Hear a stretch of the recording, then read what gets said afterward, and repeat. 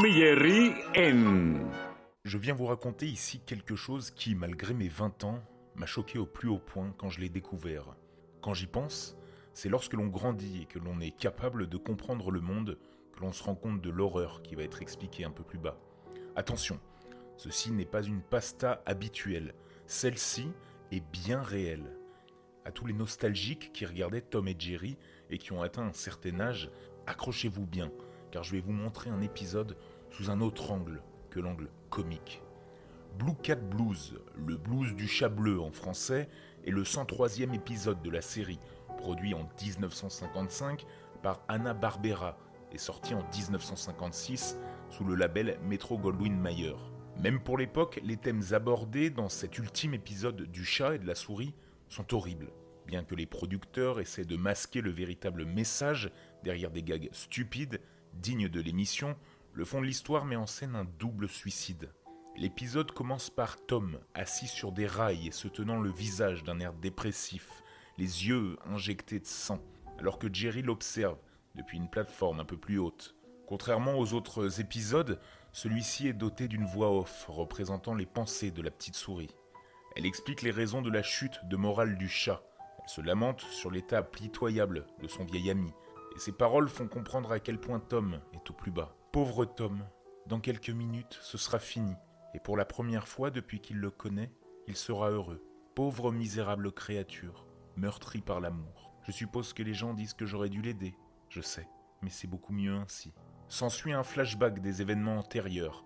Tom et Jerry sont alors des amis inséparables, partageant tout, jusqu'à ce que Tom rencontre une belle chatte blanche, aux yeux de biche et au corps parfait. La femelle semble ressentir de la sympathie à l'égard de Tom, bien qu'elle le manipule comme bon lui semble. On peut la voir modeler son visage pour en faire un âne. Mais Butch, le rival noir du protagoniste principal, riche matou se prélassant sur son balcon, les interrompt. La femme chat se montre alors opportuniste et attirée par la richesse de Butch, qui quitte immédiatement Tom pour lui. Tom se lance dans des crédits financiers, il signe même un document mentionnant qu'il met en gage ses bras et ses jambes pour tenter de reconquérir sa bien-aimée, en lui offrant des fleurs, du parfum, une bague et une voiture. Mais la croqueuse de diamants rejette tous ses efforts car les cadeaux de Butch sont plus gros, plus chers et plus extravagants. On peut notamment voir arriver un camion-citerne rempli de parfums de grandes marques et une bague dont le diamant ne peut être regardé qu'avec un masque de protection pour serrurier tant il est étincelant.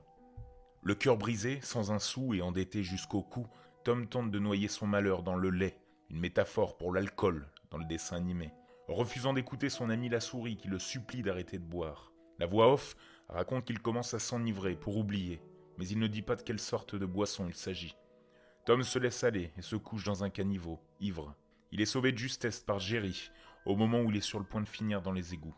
Alors que la vie de Tom ne semble pas pouvoir empirer, une voiture passe, et il découvre que son ex-petite amie est maintenant la femme de son rival Butch.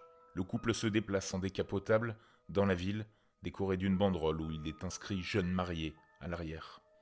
Jerry termine alors son flashback de la triste histoire en pensant à sa propre petite amie, Toots, heureux que, contrairement à l'ex du chat, elle lui soit fidèle.